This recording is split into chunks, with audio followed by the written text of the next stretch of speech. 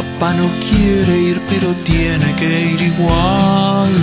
Papito dice si es lo que papi adora. Papito no nació para las 8 horas.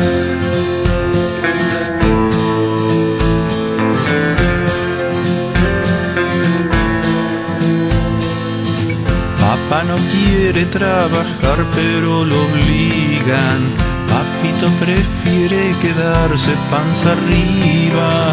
Papito quiere una vida más relajada. Papá quiere quedarse en casa y no hacer nada. Pobre papá, pobre papá. A él no le gusta trabajar. Pobre papito, pobrecito papá. Nunca lo dejan descansar.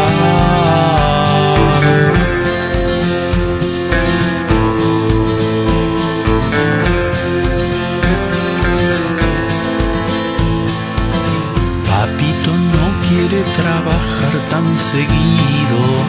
Papá preferiría ser un mantenido.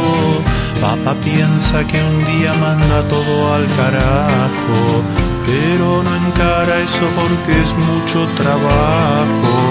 Pobre papá, pobre papá.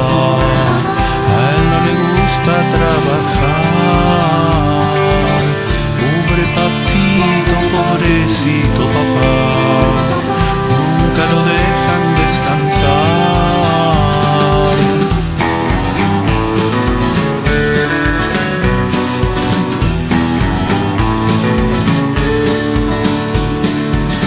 Siempre pensé que trabajar no era moderno.